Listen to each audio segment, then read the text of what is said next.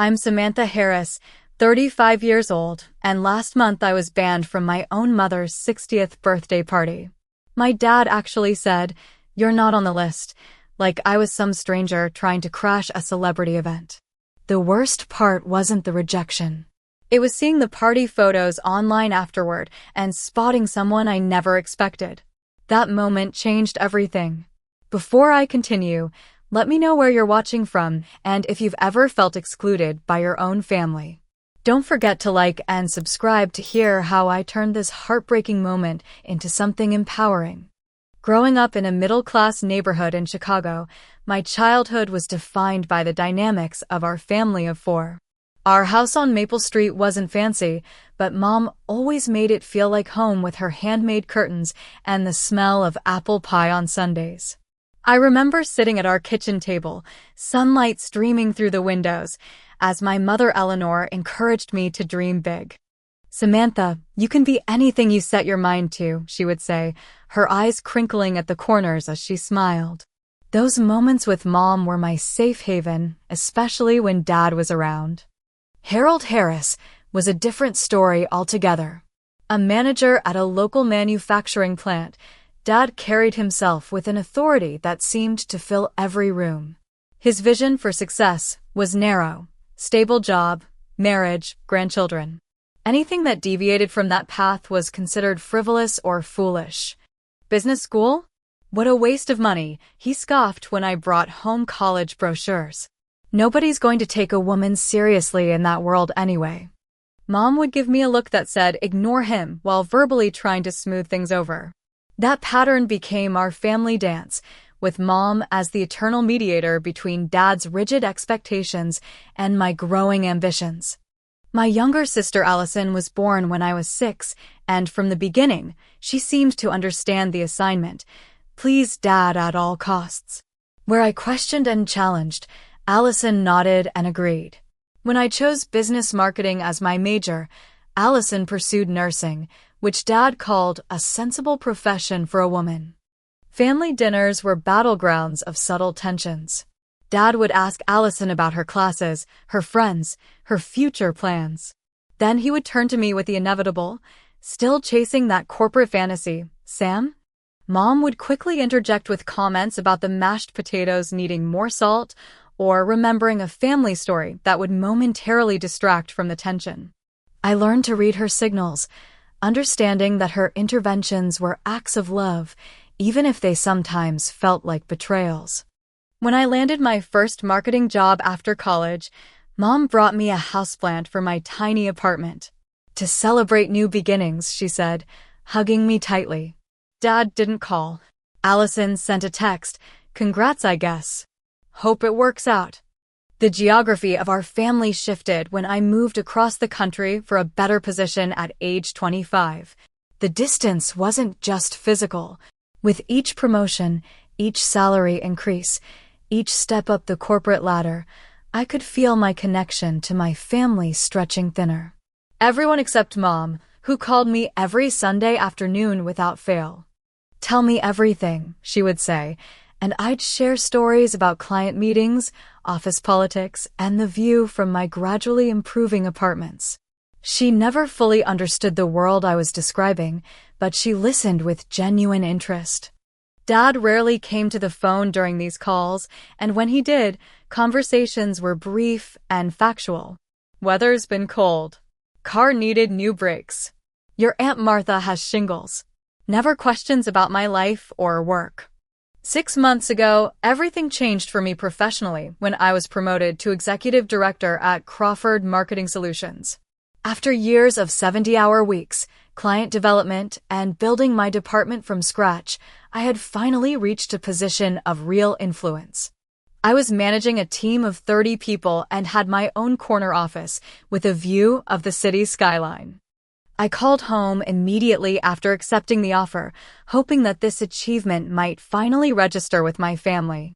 Mom was thrilled, asking questions about my new responsibilities and salary, which was now 6 figures. In the background, I could hear Dad grumbling about dinner getting cold. "Your father says congratulations," Mom lied, her voice dropping slightly. We both knew he had said no such thing. The last family gathering I attended was Christmas 2 years ago. I flew home with gifts and stories, only to spend 4 days feeling like a visitor from another planet. Dad spoke around me rather than to me. Allison dominated conversations with tales of her nursing job and her revolving door of boyfriends. Mom kept squeezing my hand under the table, her silent way of saying, "I see you." On the last night, after everyone had gone to bed, Mom came into my old bedroom and sat on the edge of the bed. "I'm proud of you," she whispered. "Don't let anyone make you feel small. Not even your father." She slipped out before I could respond, and the next morning, life resumed its normal patterns. I flew back to my life, carrying that rare moment of validation like a talisman. That's the history you need to understand before I tell you about the birthday party incident. A lifetime of trying to earn my father's approval, of watching my sister contort herself to fit his expectations, of my mother trapped in between.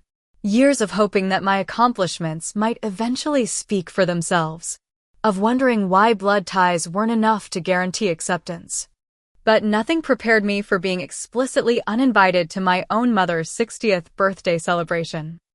I first heard about Mom's upcoming birthday party during one of our regular Sunday calls in early April.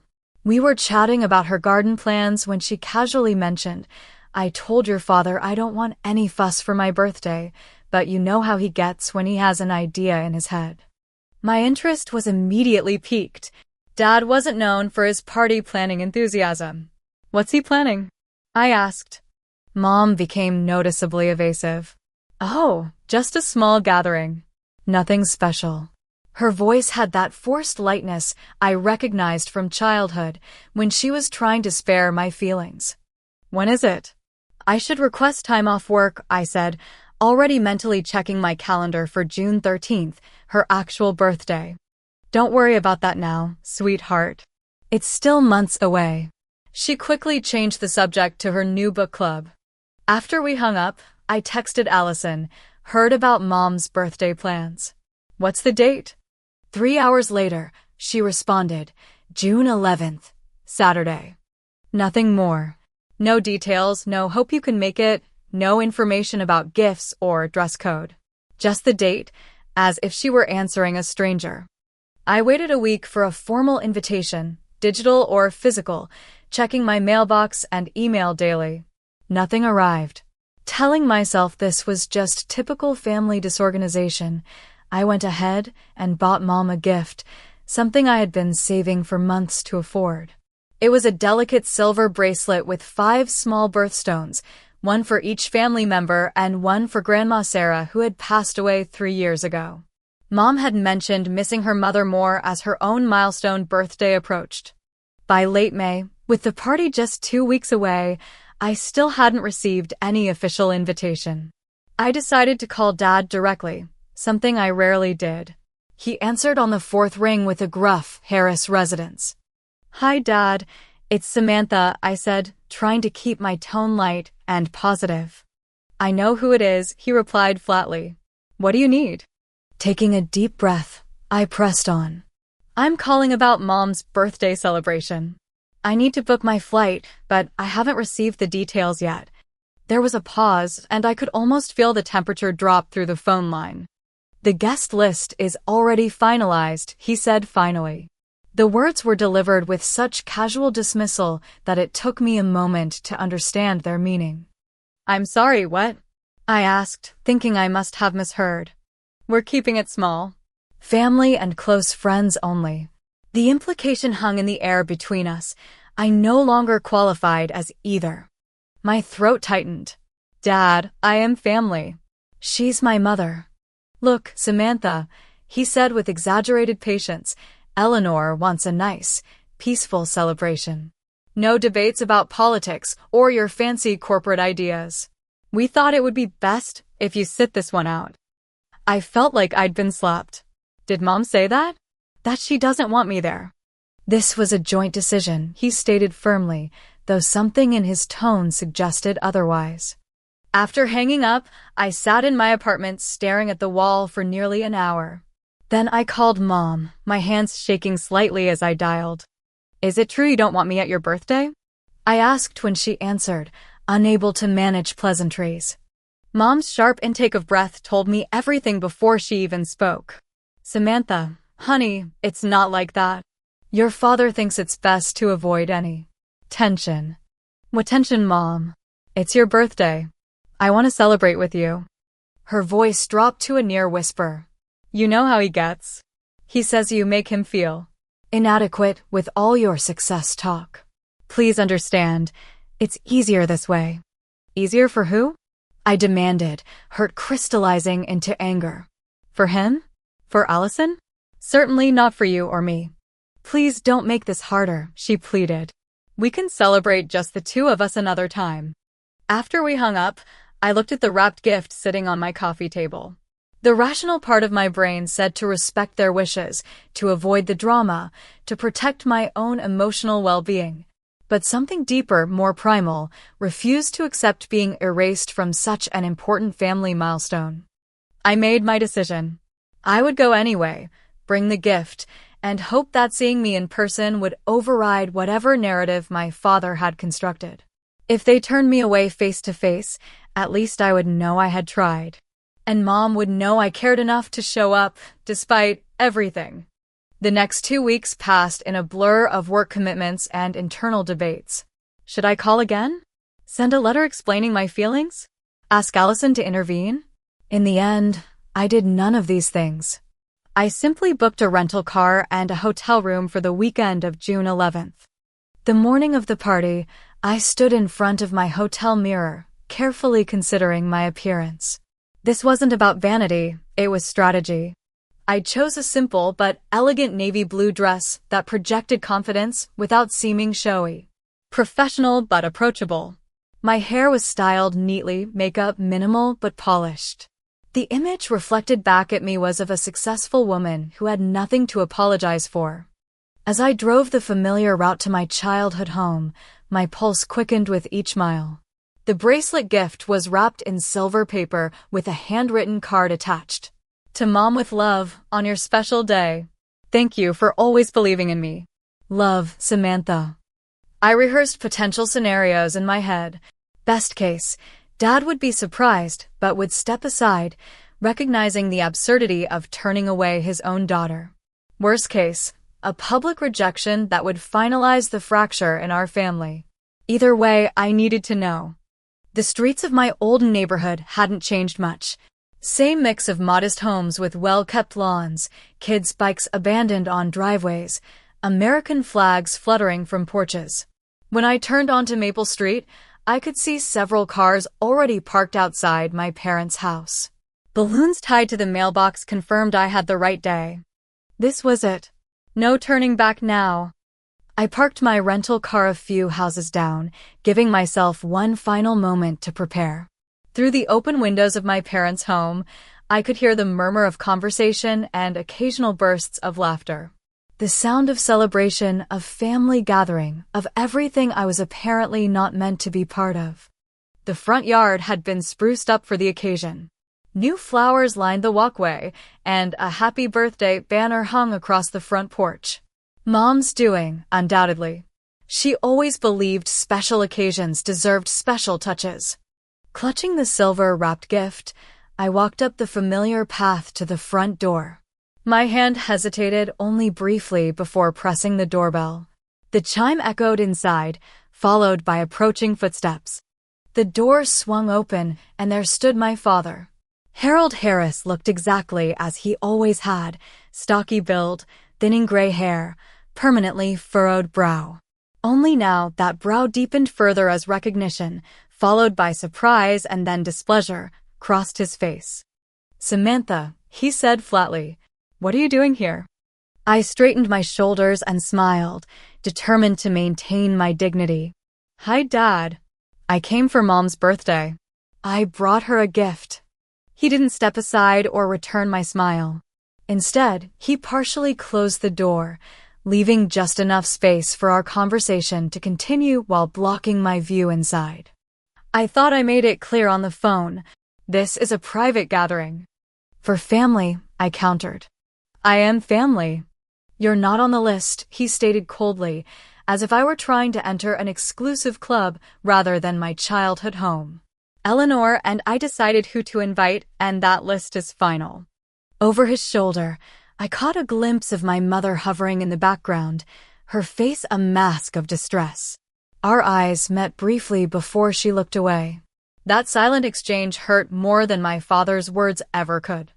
"Mom," I called past him. "Mom, I just wanted to wish you happy birthday." Before she could respond, my sister Allison appeared beside our father. At 29, she looked like a younger version of Mom, except for the expression of smug satisfaction that crept across her face at the sight of me. "I told Dad you might try something like this," she said. "Always have to make everything about you, don't you, Sam?" "I'm not trying to make anything about me," I replied, fighting to keep my voice steady. "I just want to celebrate Mom's birthday." "Why is that so threatening to everyone?" Dad's expression hardened. "This is my house, and these are my rules. We want a peaceful celebration without your disruption." "Disruption?" I repeated incredulously. "When have I ever disrupted a family gathering? By existing? By talking about my life when asked? By making everyone else feel small?" Allison interjected. "With your big city job, and your important meetings, and your fancy apartment." I noticed movement behind them as guests became aware of the doorway drama unfolding. Curious faces peered from the living room, including a tall young man whose features registered vague familiarity, though I couldn't place him. "Please," I said, lowering my voice and holding out the gift. "At least give this to Mom. I picked it out months ago." Dad looked at the package, as if it might contain something dangerous. "We don't need your expensive gifts. Eleanor has everything she needs." "It's not about need," I said, feeling a lump forming in my throat. "It's about showing love. That's what gifts are for." For a moment, something flickered in my father's eyes, something almost like uncertainty. But then Allison whispered something in his ear, and his resolve visibly hardened. "This is exactly what we wanted to avoid," he declared. "Drama on your mother's special day. I'm going to have to ask you to leave now, Samantha. Respect my wishes just this once." The emphasis on my wishes wasn't lost on me. Not our wishes or your mother's wishes. His. From inside the house, I heard someone call out, "Everything okay, Harold?" An uncle, perhaps, or one of Dad's friends. "Just fine," my father called back, his tone instantly shifting to jovial host. "Be right there." To me, he simply said, "Goodbye, Samantha," and began closing the door. "Wait," I said, my voice breaking slightly despite my best efforts. "Can I at least say hello to Mom? Just for a minute." "She's busy with guests," he replied. "Real guests," he added pointedly. The door was almost closed when I heard a male voice from inside say, "Is that Samantha Harris at the door?" Dad paused, looking annoyed at the interruption. "This doesn't concern you, Thomas." The tall young man I had noticed earlier moved into view. "Actually, Mr. Harris, I think there's been a misunderstanding." "There's no misunderstanding," my father insisted. "This is a private family event." I stood there, humiliated but unable to simply walk away without seeing my mother. "Mom?" I called again, my voice stronger now. "Mom, I just want to wish you happy birthday. Then I'll go." No response came. Whether she couldn't hear me or chose not to answer, the result was the same. Complete rejection. The neighbors across the street had come out onto their porch, pretending to water plants while obviously watching the unfolding scene. Public humiliation now added to my emotional distress. Something inside me broke and reformed in that moment. A new resolve took shape, born from the ashes of rejected love and family obligation. "Fine," I said, my voice now perfectly calm. "I'll respect your wishes, Dad." I placed the gift carefully on the doorstep. "This is for Mom when she's ready for it. Please make sure she gets it." Without waiting for a response, I turned and walked away, back straight, head high, though every step felt like walking through quicksand. I could feel multiple pairs of eyes on my back, including those of curious party guests and nosy neighbors. I made it to my car before the first tear fell. Once inside, With the doors locked and windows up, I allowed myself exactly 1 minute of sobbing, releasing the immediate shock and pain of rejection. Then I wiped my eyes, started the engine, and drove to a nearby park where I had played as a child. Parking in a secluded spot, I turned off the engine and sat in silence, trying to process what had just happened. My own father had treated me like an unwelcome stranger. My mother had stood by silently. My sister had seemed to enjoy my humiliation. And some man named Thomas had tried to intervene, only to be shut down by my father. I took out my phone, intending to call my best friend Jessica for support, but stopped when I saw notifications appearing. Someone had already started posting photos from the party. Despite everything, I couldn't resist looking. There was Mom, smiling but with tension around her eyes, blowing out candles on an elaborate cake. There was Allison, arm around Mom, playing the role of devoted daughter. There was Dad, presiding over the gathering like a benevolent dictator. And in the background of several photos, looking increasingly uncomfortable, was the young man who had spoken up at the door. Thomas. Something about him still triggered a sense of recognition, but I couldn't place him in the context of my family. I put the phone away, started the car again, and headed back to my hotel. Whatever joy I might have felt at seeing my mother on her birthday had been thoroughly crushed. All I wanted now was to get through the night and fly back to my real life the next day, where at least my value was recognized and appreciated. What I didn't realize then was that my professional and personal worlds were about to collide in a way that would change everything. I barely remember the drive back to the hotel. The world passed by in a blur as I operated on autopilot, one hand steering while the other occasionally wiped away tears that kept coming despite my best efforts to contain them. Once safely in my room, I called Jessica, my voice cracking as soon as she answered.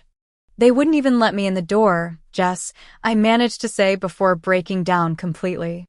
Jessica listened as I recounted every painful detail, from the coldness in my father's eyes to my mother's silent complicity. "I don't understand," I said finally. "What did I do that was so terrible? Work hard? Move away? Be successful?" "You didn't do anything wrong," Jessica insisted. "This is about them, not you. Your success holds a mirror up to your dad's insecurities and your sister's choices. It's easier to exclude you than to face that reflection." Her words made sense intellectually, but emotionally, I was still that little girl desperate for her family's approval. "I just wanted to give Mom her gift," I said softly. After promising to call later, I hung up and curled into a ball on the hotel bed, fully dressed, staring at the wall. The room felt sterile and empty, much like my connection to my family. I hadn't bothered to turn on the lights as afternoon faded into evening, preferring the growing darkness that matched my mood. My phone chimed with a notification. More party photos tagged on social media. Masochistically, I scrolled through them, relatives I rarely saw anymore, neighbors who had watched me grow up, my mother's friends from her garden club. In one photo, Mom was opening gifts, a fixed smile on her face. Had she wondered about my missing present? Did she care? I zoomed in on different faces, looking for some sign that my absence was noted or felt. Nothing obvious appeared, except for the increasingly uncomfortable expression on the face of that man, Thomas, who seemed to be watching the proceedings with growing discomfort. Something about him still nagged at my memory. I studied his features more carefully. Tall, early 30s, dark hair, glasses. Professional looking but not stuffy. Where had I seen him before? Then it hit me. Thomas Bennett. The new marketing analyst I had hired 3 months ago. I sat bolt upright, the personal pain momentarily displaced by professional shock. Thomas worked in my department at Crawford Marketing. He reported directly to my deputy director, Diana Washington, but I had personally approved his hiring after being impressed by his portfolio and interview. What was my employee doing at my mother's birthday party? Before I could fully process this connection, another notification appeared. A text from an unknown number. "Ms. Harris, this is Thomas Bennett from work." I need to explain what happened today. Can we talk? I stared at the message for a full minute, unsure how to respond. Professional boundaries suggested ignoring it until Monday when we could address it appropriately at the office. But curiosity and the raw wound of the day's events pushed me to reply, "How did you get my number, and what were you doing at my parents' house?" The response came quickly. HR emergency contact list. I had no idea they were your family until I saw you at the door. I'm dating Allison. We need to talk before Monday. Dating Allison. My employee was dating my sister. The sister who had just participated in humiliating me on our mother's birthday. The bizarre connection was almost too much to process in my emotionally fragile state. Tomorrow morning, 8 a.m., lobby coffee shop, I texted back, then turned off my phone completely. I needed space from all human contact, time to rebuild my professional armor before facing anyone, especially someone connected to both my work and family spheres. Sleep evaded me that night as I replayed the door scene over and over, now with the added complication of recognizing Thomas. Had he known who I was all along? Had Allison known where he worked? Was this some elaborate setup to further humiliate me? By morning, exhaustion had dulled my emotional response to a manageable ache. I dressed in the casual clothes I had packed for post-party brunch, applied concealer to the dark circles under my eyes, and headed down to the hotel coffee shop 15 minutes early. Thomas was already there, nervously fidgeting with a paper napkin. He stood when he saw me, gesturing to a corner table where he had already ordered 2 coffees. "Black, no sugar, right?" he said as I approached. "I noticed that's how Diana brings it to you for morning meetings." The fact that he had observed this detail about his boss's boss was both impressive and slightly unnerving. I sat down without responding, waiting for him to explain himself. "First, I want to apologize," he began, his discomfort evident.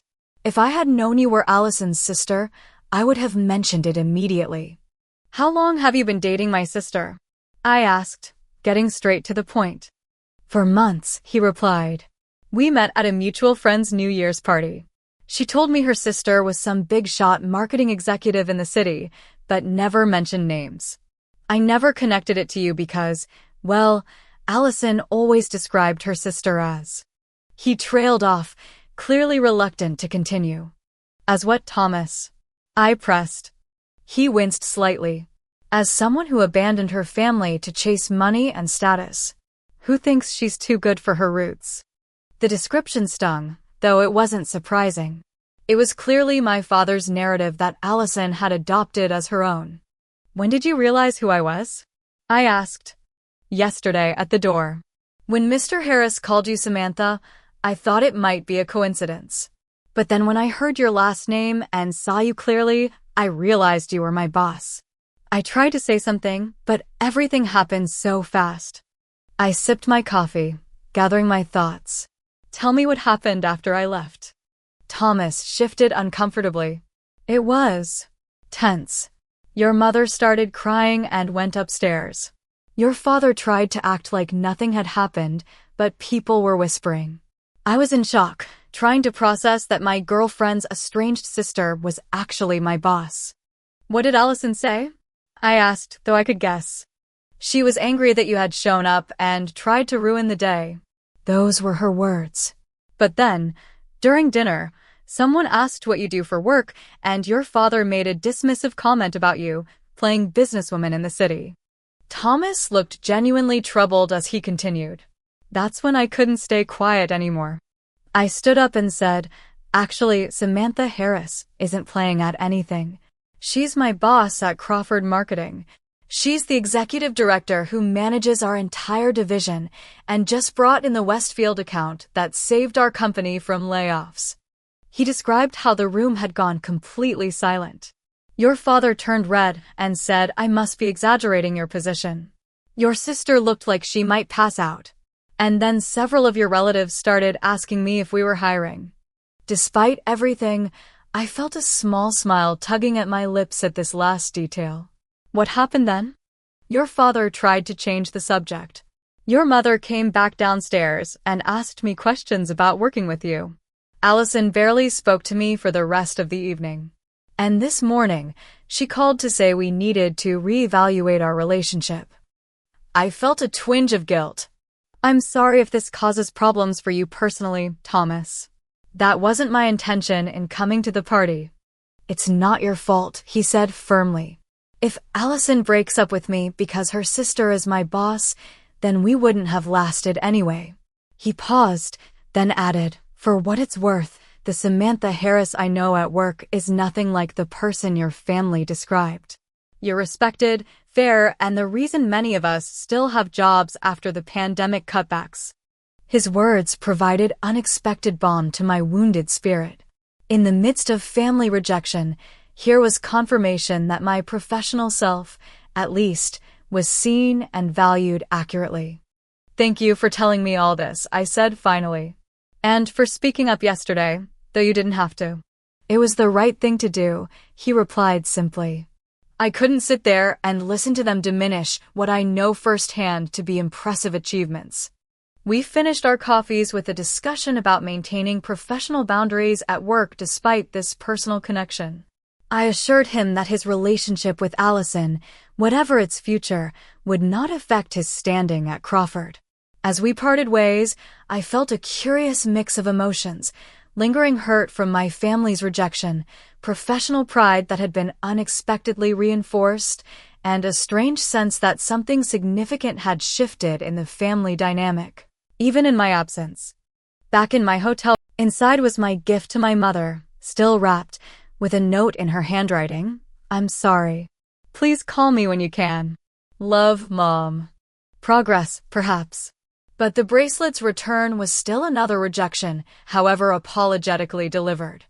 I drove to the airport deep in thought, mentally preparing to compartmentalize this personal turmoil before returning to the office tomorrow.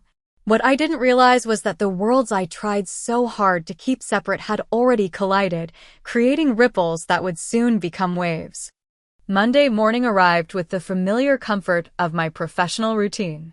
My apartment in the city felt like a sanctuary after the emotional chaos of the weekend. I dressed in one of my power suits, armor against any lingering vulnerability, and headed to the office earlier than usual. The Crawford Marketing Solutions building gleamed in the morning sunlight, 50 stories of glass and steel where I had built my career from entry-level coordinator to executive director. As I rode the elevator to the 38th floor, I mentally shifted gears, focusing on the week's priorities rather than my family's rejection. Diana Washington was already at her desk when I arrived, her ever-present cup of green tea steaming beside her computer. Morning, Sam. How was your weekend? Uneventful, I lied, not ready to discuss the painful reality. Yours? Before she could answer, my office phone rang. The receptionist's voice announced, Samantha, there's a Thomas Bennett here to see you. He doesn't have an appointment, but he says it's important. I glanced at my watch. 8:30, a full hour before our department's regular start time. Send him in, I said, curious about this unexpected visit. Thomas appeared moments later, looking professionally dressed, but clearly anxious. Ms. Harris, thank you for seeing me. I wanted to talk before the office filled up. I gestured to the chair across from my desk. What's on your mind, Thomas? He sat down, hands clasped tightly in his lap. After we spoke yesterday, I did some thinking. I feel that I should give you a full account of what happened after you left the party. Things you should know about how your family talks about you when you're not there. Part of me wanted to stop him, to maintain the boundary between personal and professional. But a stronger part needed to hear the unvarnished truth. Go ahead. Thomas took a deep breath. After my comment about you being my boss, your sister pulled me aside and demanded to know if I was telling the truth. When I confirmed that you were indeed the executive director at Crawford, she became very upset. She accused me of spying on her family for you. That's ridiculous, I said, though not entirely surprised by Allison's paranoia. I know, he agreed. When I explained that I had no idea about the connection until seeing you at the door, she seemed to believe me but was still agitated. She kept saying things like, "This changes everything and Dad's going to freak out even more now." Did she elaborate on what she meant by that? I asked. Thomas nodded. Later that evening, when we were alone, she told me that your father has been, I'm not sure how to put this delicately, threatened by your success for years. Apparently, before you moved away, he had multiple failed business ventures.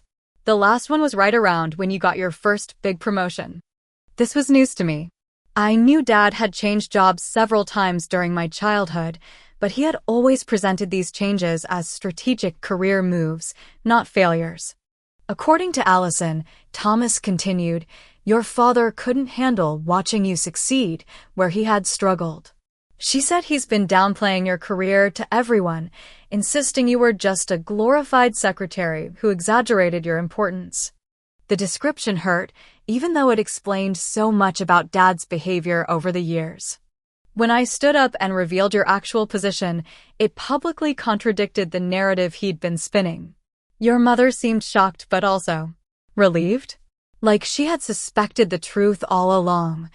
I thought about Mom's Sunday calls. After most guests left, Thomas went on, your parents had a heated argument. I wasn't trying to eavesdrop, but voices were raised. Your mother was upset about you being turned away. She said something like, she's still our daughter, Harold, regardless of how successful she is. The confirmation that Mom had wanted me there provided small comfort. But why hadn't she stood up to Dad at the door? Why return my gift instead of keeping it? What else? I prompted, needing the full picture now that we had started down this path. Your sister is conflicted, Thomas said carefully. She admitted to me that she's been jealous of your independence and success for years. She followed your father's expectations, became a nurse because he approved, stayed close to home because that's what he wanted. But part of her resents that she never had the courage to forge her own path like you did. This revelation about Allison surprised me. From my perspective, she had always been the favored child, the one who fit perfectly into our father's world. I had never considered that her compliance might come with its own cost. There's more, Thomas said, looking increasingly uncomfortable. After I defended you, several of your relatives cornered me with questions. Your cousin Alan asked if we were hiring. Your Aunt Lisa wanted to know if you really had an office with a view. Your Uncle Gary boasted that he always knew little Sammy would make something of herself, even though moments earlier he had been nodding along with your father's dismissive comments. The hypocrisy was both infuriating and sadly predictable. And my father? How did he react to all this? Thomas winced slightly. He tried to save face by saying you had gotten lucky or knew the right people.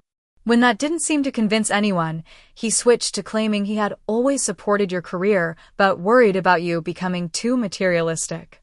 Nobody seemed to be buying it, especially after your mother contradicted him several times. I leaned back in my chair, processing all this information. And where does this leave you and Allison? He sighed. Honestly, I'm not sure. She texted me last night saying she needs space to figure things out. I think she's struggling with the revelation that her sister isn't the villain in the family story. That maybe the narrative she's believed for years isn't accurate. I'm sorry my family drama has complicated your— Don't be, he replied firmly. If learning the truth about you causes problems between us, then our relationship wasn't built on solid ground to begin with. We sat in silence for a moment before Thomas added, there's one more thing you should know. Your mother tried to follow you after you left. Your father stopped her at first, but later, when she couldn't find your gift where you had left it, she became very upset. That's probably why she returned it to your hotel, to make sure you knew she wanted it. This detail pierced my heart. Mom had tried to reach out, in her own limited way. Thank you for telling me all this, Thomas, I said finally. I appreciate your honesty, and I want to assure you again that this situation won't affect your position here. As he stood to leave, Thomas hesitated. Ms. Harris, if you don't mind me saying so, your family doesn't know what they're missing by shutting you out. Everyone in this office respects you not just for your business acumen, but for how you treat people. During the pandemic layoffs, you were the only executive who fought to keep the junior staff. You're nothing like the cold, status-obsessed person they described. His words warmed something inside me that had been frozen since the rejection at the door. Thank you, Thomas. That means more than you know.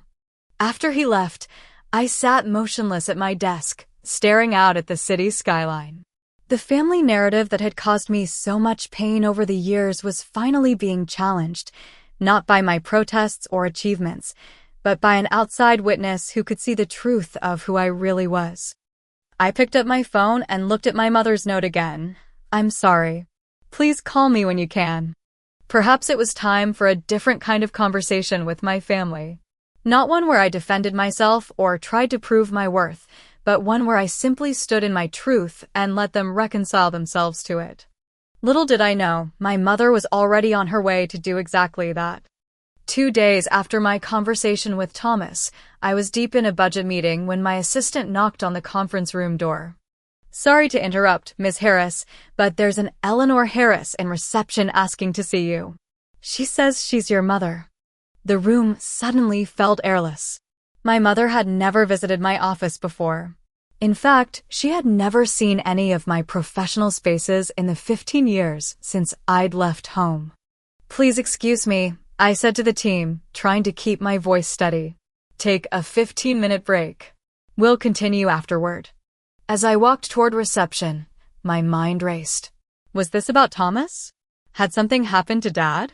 Was she here to further explain why I had been excluded from her birthday? The elevator doors opened onto our company's impressive lobby, all marble and glass with the Crawford logo prominently displayed. And there, looking small and out of place in her familiar floral dress and cardigan, stood my mother. When she saw me, her face lit up with a mixture of pride and nervousness.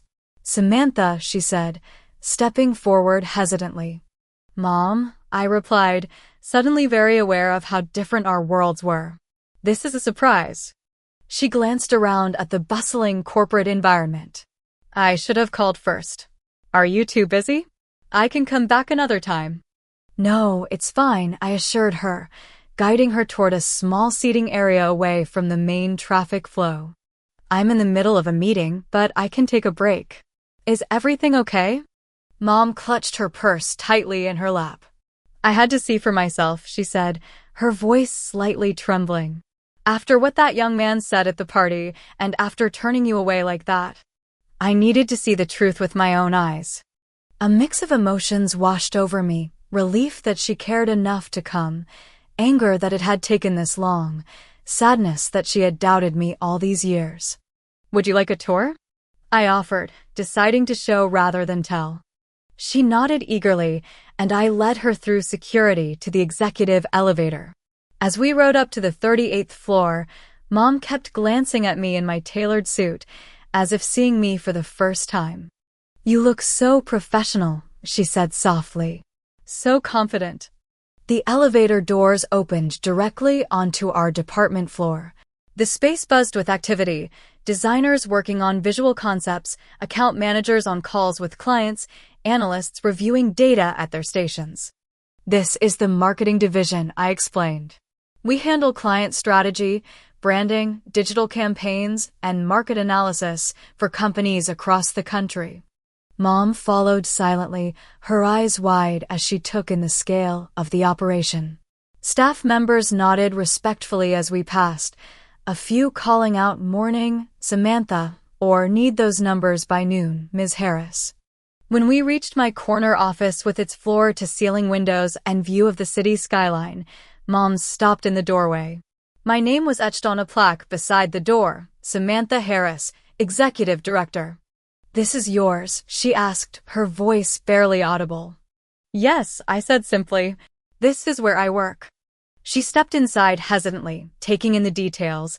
The awards displayed on the credenza, the framed article from Marketing Weekly featuring our team's innovative campaign, the multiple computer screens showing real-time data, the conference table where I held meetings with my direct reports.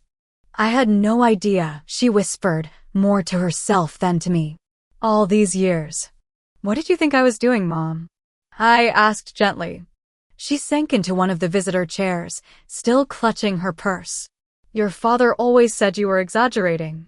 That you had some junior position and were trying to make it sound more important than it was. I knew that wasn't true, but I never imagined this.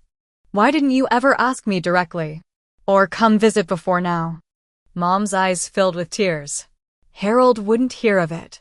He said visiting would only encourage your corporate fantasy world. And I was a coward. It was easier to keep the peace than to challenge him. The admission hung in the air between us, painfully honest. I sat down across from her, no desk between us, just two women finally seeing each other clearly. Why did you come now? I asked. Because of what happened at my birthday. When that young man, Thomas, stood up and said you were his boss, something broke inside me. All these years of pretending, of minimizing your achievements to protect your father's ego. I couldn't do it anymore. She reached into her purse and pulled out the silver-wrapped gift I had brought to the party. I want to open this properly with you here. As she carefully unwrapped the package, I noticed her hands were shaking slightly. When she saw the bracelet with its 5 birthstones, she gasped softly. One for each of us, I explained. You, me, Dad, Allison, and Grandma Sarah. It's beautiful, she said, voice breaking. Will you put it on for me? As I fastened the delicate clasp around her wrist, Mom continued speaking, the words tumbling out as if a dam had broken. I've been enabling your father's behavior for decades. After his business failures, his pride was all he had left. When you started succeeding in the very world where he had failed, it was easier for him to dismiss your achievements than to face his own disappointments. I hadn't known the extent of Dad's business troubles. What failures are you talking about, Mom? She sighed heavily. Before you were born, Harold had his own marketing firm. It went bankrupt after 3 years. Then he tried again with a small advertising agency when you were in elementary school.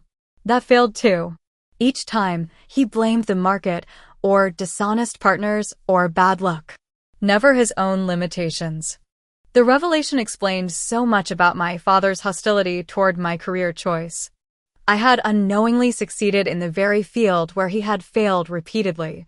After you left for college, Mom continued, he convinced himself that you would fail too, that you'd come crawling back home admitting he was right. When that didn't happen, when you kept advancing instead, he coped by insisting you were lying about your success. And you believed him? No, she said firmly. Not really. But I pretended to, for the sake of peace. I made excuses for why I couldn't visit you. I changed the subject when relatives asked about your career. I let him dictate the family narrative because challenging it seemed too costly. She looked around my office again, her expression a mixture of pride and regret. I was wrong, Samantha. So terribly wrong. Can you ever forgive me?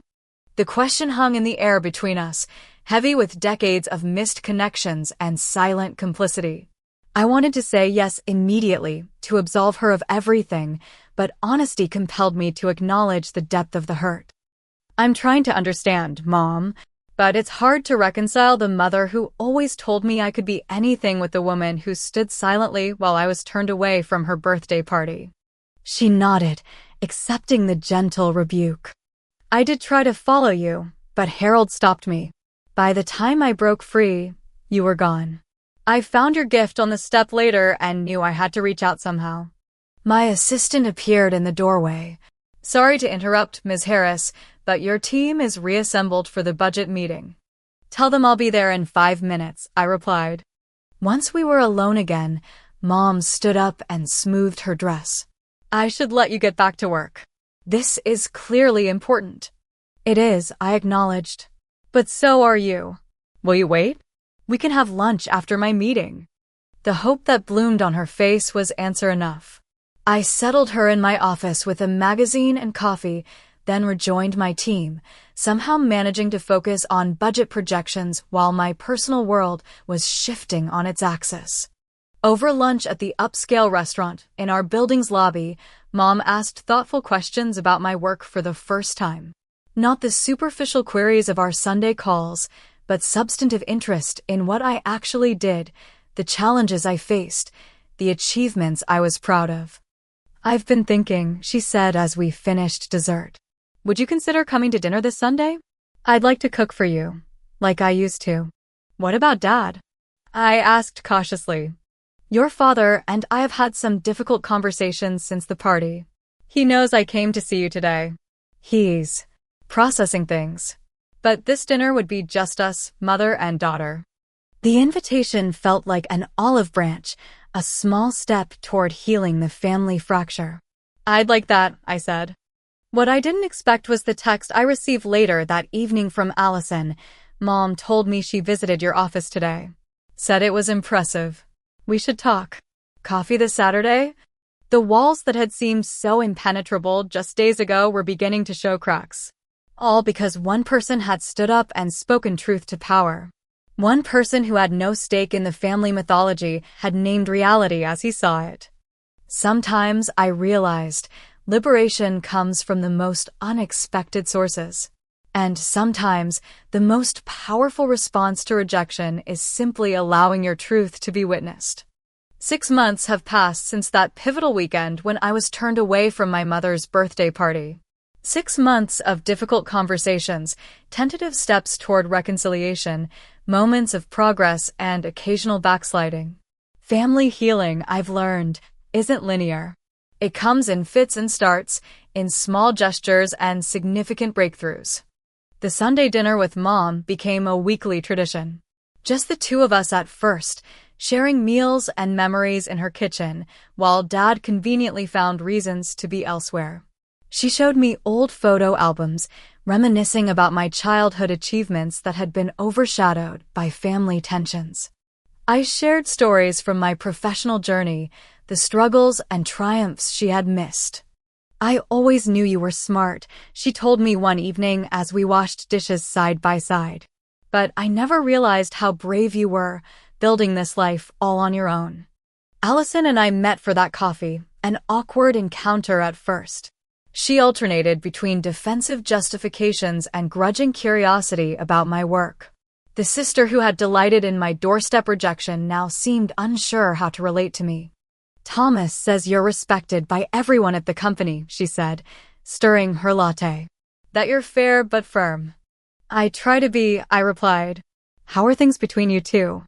She sighed. "Complicated."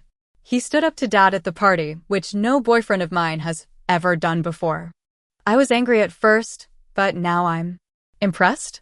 It made me wonder what else I've been wrong about.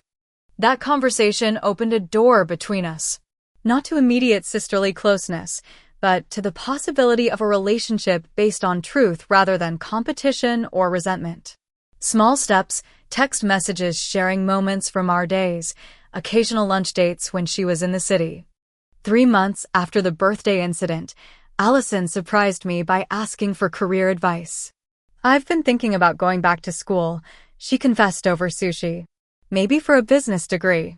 I like nursing, but I've always wondered if I chose it for me or for Dad." "What's stopping you?" I asked. "Money. Fear. The feeling that I'd be copying you," she admitted. "And Dad's disapproval, though that matters less to me now than it used to." I offered to help her research programs, to connect her with people in different fields who could give her perspective.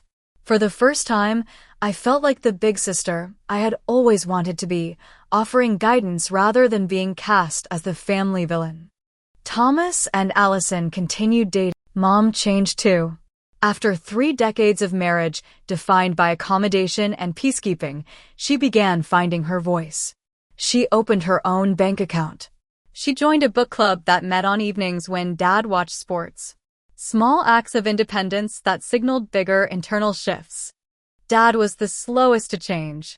His lifetime of pride and disappointment had calcified into a defensive shell that cracked reluctantly.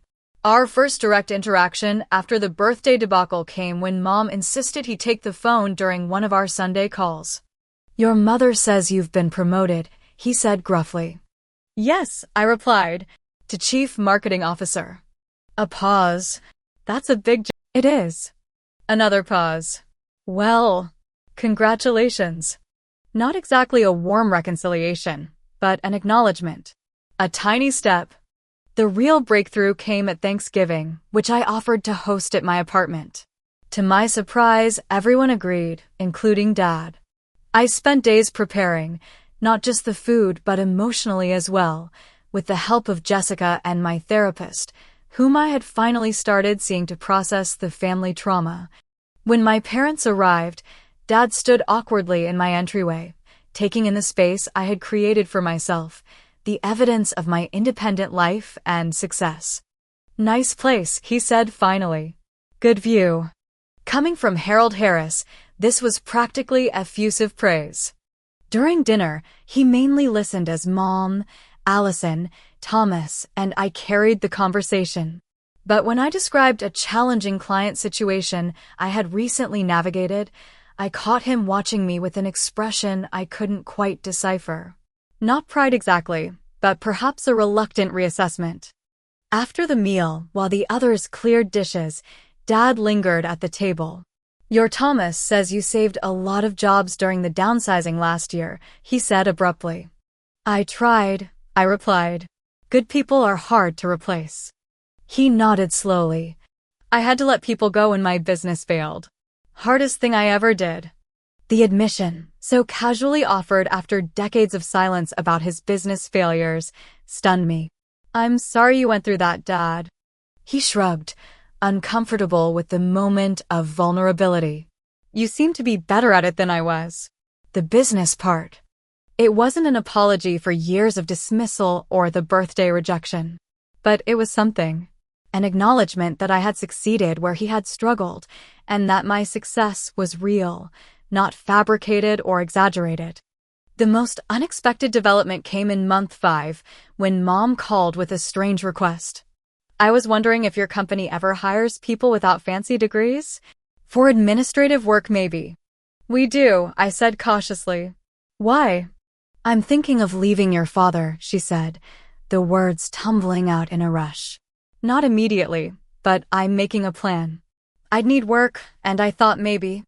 The conversation led to Mom taking a part-time position in our office services department, learning computer skills she had never been allowed to develop at home, where Dad controlled the family's single laptop.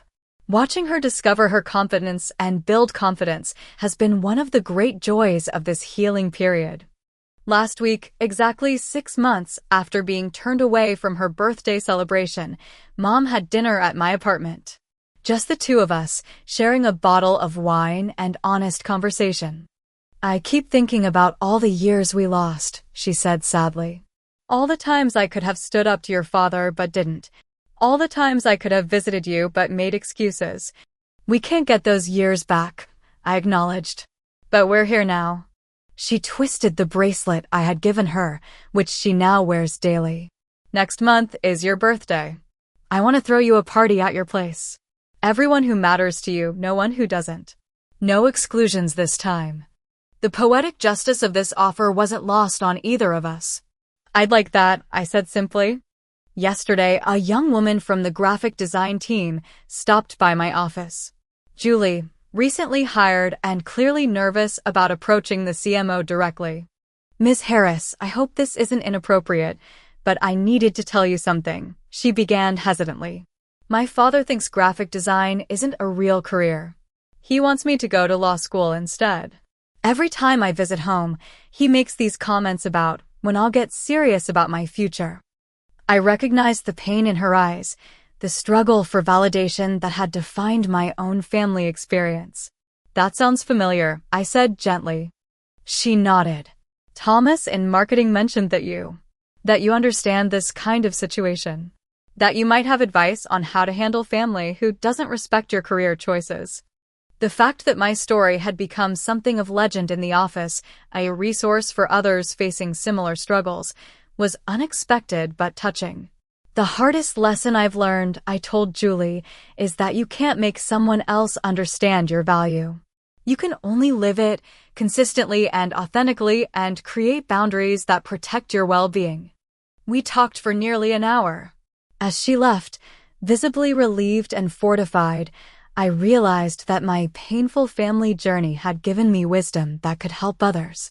The rejection that had hurt so deeply had also forced me to build strength and clarity that now served as a beacon for someone else.